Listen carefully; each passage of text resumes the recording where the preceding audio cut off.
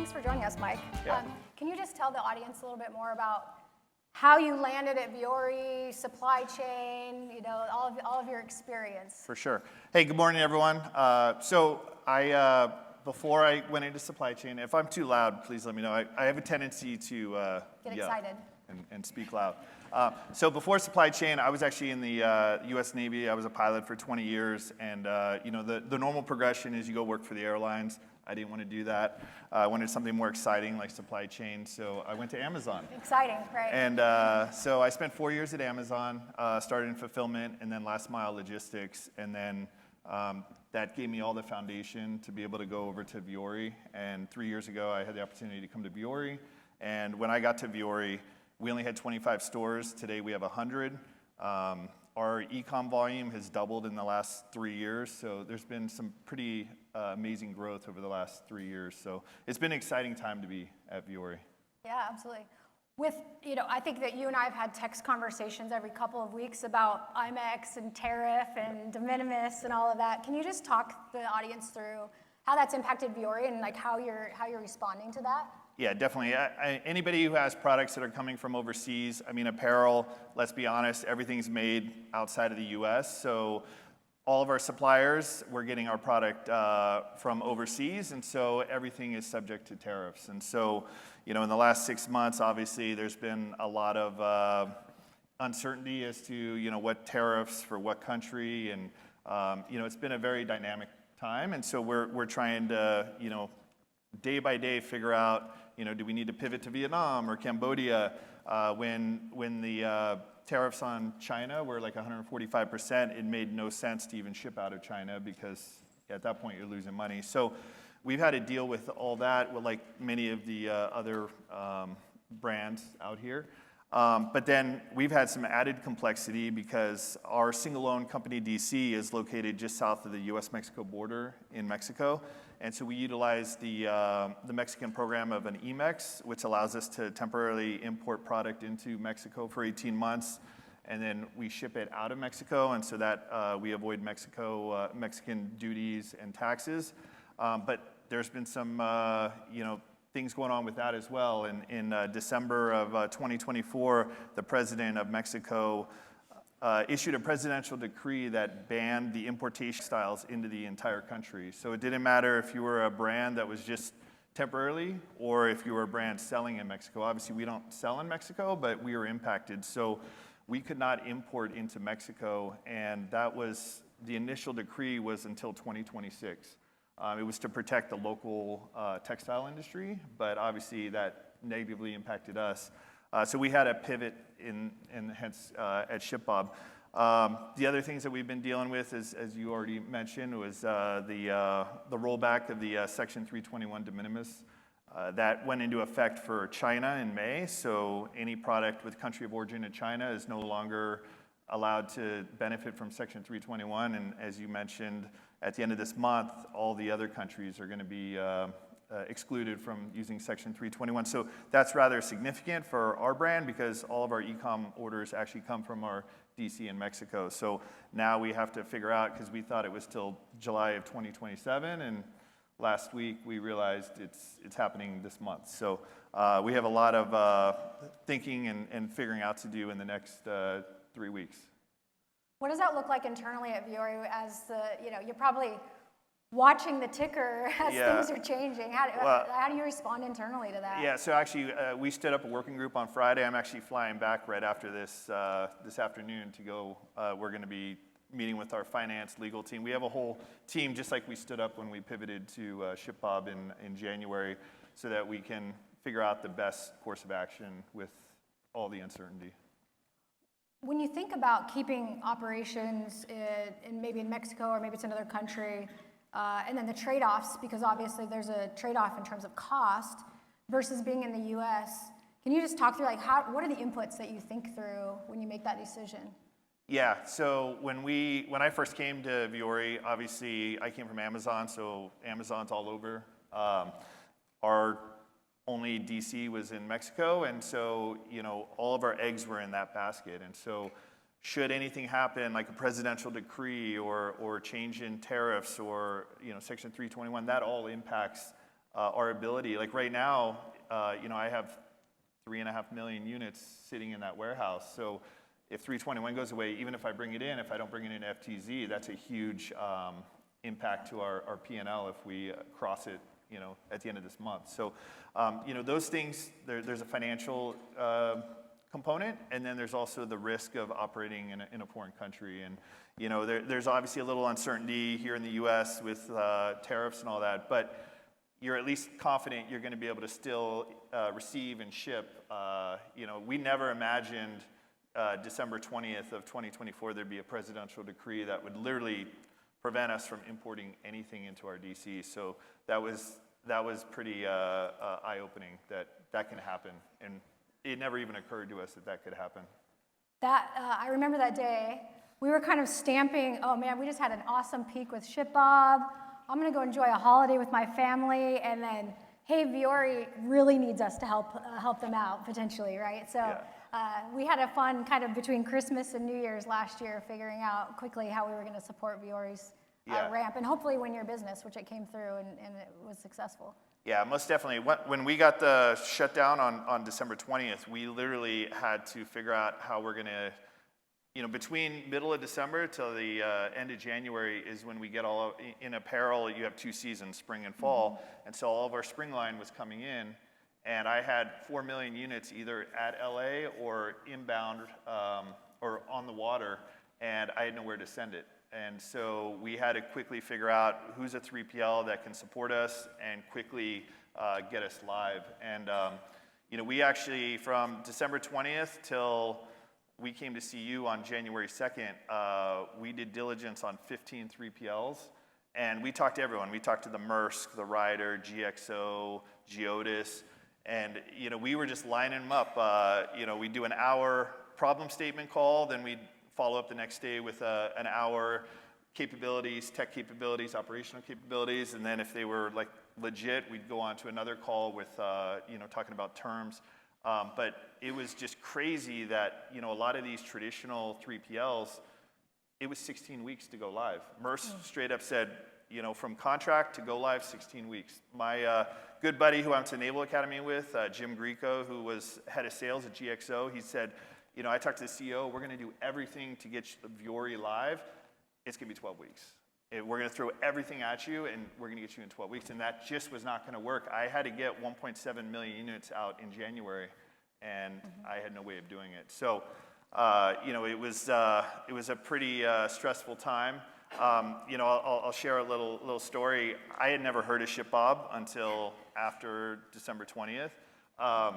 And actually, I heard about ShipBob from one of our board members recommended to our CEO that we talk to ShipBob. So, of course, the CEO sends me the note, talk to ShipBob. I didn't know who they were. And, I get on a call with Dhruv. And our board is great, by the way, but, they all wanted to help, and they all had recommendations. And so I had to take a couple calls that, within a couple minutes, I knew that, this really wasn't going to be a viable option for us. So going into my call with Dhruv, being completely transparent, I was like, this is just checking the box. And so as we were talking, going through the different qualifiers of what, we needed, and Dhruv's like, checking all the boxes. And I'm like, wait, this is too good to be true. After the call, I run to our CIO. I'm like, hey, these guys think they can get us live in like a week or two. I mean, Maersk is telling us 16 weeks. And so we set up a call the next day. Our tech team gets with your tech team, and everything's out. The APIs, the test environment, and so our tech guys at the end of that call, they're like, actually, I think this is going to work. And so I'm thinking Christmas miracle right here, because Dhruv's saying we can ship within a week or start receiving within a week, and then we'll be able to ship probably in 3 weeks. So it was it was pretty amazing that we're talking to some 3PLs and they're telling us 3-4 months, and ShipBob's telling us a couple weeks, which is pretty amazing. I remember ramping day 5 of receiving. We got up to 250,000 in a day, and we were just it was full bore from there. So it was quite an adventure. How did you manage through all that on your end? Yeah, so like I said, we had 4 million units in Southern California. Our broker, who traditionally would receive a container, they would palletize it and then send it to our DC. they didn't know what to do with 4 million units, and they were running out of space. And in fact, we were, you know, like we agreed to terms on January 15th, but the couple days before that, the broker was so desperate to get stuff out. My logistics team said, hey, look, we know we're gonna go with ShipBob. We haven't like finalized, but can we start sending them stuff? And I was like, guys, we can't, if they find out we're sending trucks, like our negotiations are dead. So we paused, and so we just had to hold it. But we had, you know, 4 million units. A truck typically holds like 35,000 units. So we had about 120, 130 trucks worth of product to send to you. Oh, I remember. Yeah, and so once Melissa gave us once we agreed to terms, we had the green light, we just started sending 10 trucks a day. And I know you told me you could receive 282,000 units a day. I sent 10 trucks a day, which is about 350,000 units, because my mindset was, you know, I'd rather the trucks wait in your yard than you wait for our work. But what happens is it's a 4-day transit from Southern California to Aurora, and you know, some trucks took 4 days, some took 2, and we weren't using team drivers, so I don't know what sort of you know, regulations are following, but like they were leaving San Diego 10 a day, but they were showing up. I remember one day I was in Aurora, and your ops manager Jermaine, who was doing the inbound, you know, I'm like, hey Jermaine, how are we doing today? He's like, good, we got 18 trucks today. I was like, ooh, that's sorry. And he's like, hey, no problem. And you guys actually unloaded all 18 trucks, which was pretty impressive. So yeah, no, it was just unbelievable at how quickly you guys were able to scale and get our product received. In fact, you know, we went you know, green light on January 15th. You started receiving a couple days after that, and then, you know, we outbounded our first retail order on February 10th and our first wholesale on February 12th. So less than 30 days from go to ship was unbelievable. So to your point, how did I do it? I gave you the work and you did it. I actually did nothing. You're welcome. You know, I'll be honest, I was kind of like hailed as a hero at Vuori headquarters, but literally I did nothing other than send 10 trucks a day to you. And you guys did all the heavy lifting, so thank you for making me look good. Absolutely, yeah. I remember those conversations. Mike called me and said, "Hey, you guys better nail this because I don't want to go back to Amazon. I like it at Vuori." So that was a fun time. No, some of the audience may not be familiar with kind of all the channels that Vuori sells through. You guys have a very unique business model with wholesale feeding into a lot of different wholesale channels, but then also your retail store. Can you just kind of talk through like what does your channel mix look like? Yeah, so we obviously have 3 channels. The e-com is pretty straightforward, but you know, we have retail. So Friday we opened our 100th store in Aspen, Colorado, and we've been growing about 3 stores a month. So that's kind of a steady growth for us. And you know, those are company-owned stores, so the replenishment for that is the regular replenishment for whatever sells the weekend before, and then the newness. And we're always trying to, you know, get new product to the store because we don't want a customer walking in and, you know, they see the same stuff they saw last week. So you always want to keep a fresh newness. And so we have to, you know, well, you're shipping, because ShipBob's doing our wholesale and retail business. We still have our e-com at our single company-owned DC. So that's one channel, and then the wholesale, which is very challenging just because of all the compliance components of it. And so, you know, when you know, with some of our major wholesale clients, we're in all REIs, all Nordstroms, Shields, Stitch Fix, and so every one of them have different routing guides, and there's different, you know, single SKU per case, or there's like it's very challenging to keep all that straight so you don't get chargebacks. And so, you know, just working with you guys and making sure, you know, we got all that lined up. And then also the order composition's a lot different. Like, you know, in wholesale, there's a start ship and a cancel ship date. And if you don't ship it on that cancel date, your order's canceled. And, you know, we were lucky with what had happened. Our big ship date was January 23rd this year, and of course we missed it. But all of our wholesale customers still wanted our product. And, you know, every day we delay shipping to them is one less day they can sell, and yet they canceled 0. So we still made the quarter, which was pretty amazing. But just keeping track of that. An REI order might be 80,000 units, whereas like a mom and pop pro shop might be 200 units. And so the mix of orders through the wholesale channel is very variable. And so it's very complicated from a fulfillment standpoint. And yeah, so you guys are doing a good job, but yeah, it's definitely, there's a learning curve. I mean, you guys were already doing wholesale, but at the volume when we're pushing out, literally we'll do, probably shouldn't say it, but millions of units this year, so. Yeah, absolutely. You just launched your 100th store. How cool! What a cool spot in Aspen. How do you think about where you're launching stores across the globe? Really? So they do not check in with me. They don't ask Mike's opinion of where we should put stores. But we started as a direct-to-consumer brand, and so we have really good customer data. We know who our customer is, and so that really helps the real estate team figure out where is the best location for the customer that we're looking for. And so they do all that, obviously, but from a supply chain perspective, it's making sure we can support that store. And before we went to you, we were using LTL white glove, and at the time we had 70 stores, and it was already getting pretty complicated. And the challenge with that was, we're shipping from our DC in Mexico. Our store in Connecticut, it was a 9-day transit when you go on LTL. Right. So the replenishment would come in on Monday, and they're not getting that till the following week. And obviously a lot can happen. There's warm weather, all of a sudden everyone's buying shorts, and now the store's out. And the retail really liked the white glove service because we're delivering it before the store opens, and they don't have to haul away anything, and so they liked that. But it was expensive and it was slow.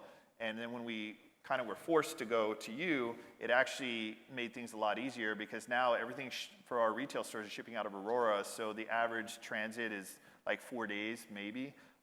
Some of our stores are maybe 5, like in Florida and Southern California, but now the stores are getting like ready, constant replenishment. And in the past, we would build that delivery for the week, so the inventory allocation team would drop a couple days worth of work. We'd work on it. So it would take like 2 or 3 days to fulfill it, palletize it, get it to C.H. Robinson and then Old Dominion. And so that tail was like sometimes like 12, 13 days. Now we can drop an order today, you guys can fulfill it, and it's gonna go out UPS ground or FedEx ground. And so, it's a lot quicker turn. Mm-hmm. And, with the shipping savings out of Aurora versus Southern California, it's actually a lot cheaper than the LTL model. So it's actually, as we scale, this is the realistic best way to move forward. So I forced the retail team to take the parcel deliveries just because of circumstances, and so now that's the norm. So. Great, love it. The technology and the way that we were able to go so fast through implementation. A lot of the leaders that worked on that technology are in the room today, so I'm just super excited about what they did. But can you just talk more about the ShipBob platform and like how is that enabling your team to be more nimble and adjust to the changing dynamic out there? Sure. Yeah. So when I was at Amazon, proprietary platform, when you want to make changes, it's like within hours or next day. I came to Vuori and we're using a third-party WMS. For example, we were going to do some parcel shipments to stores, so I had to add an address line. So I had to get a statement of work. I had to pay him $10,000, and it took him 6 weeks to deploy an extra line on the address label, which was crazy to me. But that's just the example of when you're dealing with a third party, everything you have to pay for everything, and it can be slow.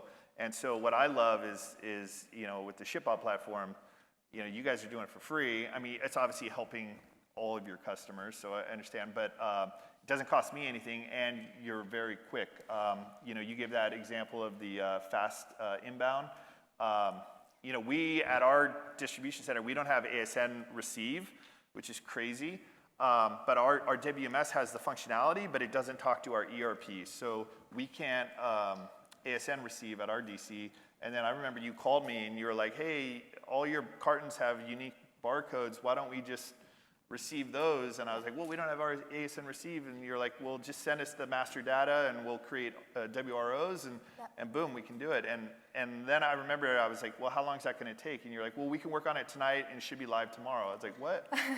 So, I mean, that's just an example of, an enhancement that obviously helped us significantly for the receive process. And now that's in your platform. And so anybody that's, using it now will be able to inbound quicker. So I do like the fact that, it's kind of like a, community improvement when we're making these changes. And so not just to that, but there's been a lot of little tweaks to the wholesale and retail processing that, ShipBob obviously does that, but, not to the scale with Vuori. And so it's been great that you guys have partnered with us. And when we want to make a tweak, you're quick to make that change and cost me nothing.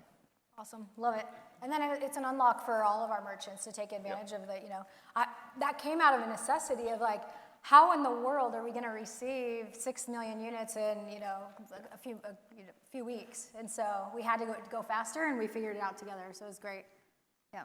I'm not sure how we're doing on time. Do we have time for any Q&A from the audience? Yeah. Okay. Anyone? Any audience questions for Mike? Is there any universe where you guys would consider changing manufacturing into the U.S. somehow? Because it appears that maybe that's the political direction, at least from my opinion, that's where the political direction is trying to make everyone try to go. Yeah, I mean, I think in a perfect world, that'd be great. There's the apparel industry left the U.S. decades ago, and so to bring that back would take a while. And so I don't even know, I'm not a sourcing production guy, so I don't even know how that would work, but I think that would take many years to get going. So yeah, I know the administration really wants to get everything back in America. I think even with the tariffs, it's still more cost advantage to keep the production overseas, but yeah, we'll see.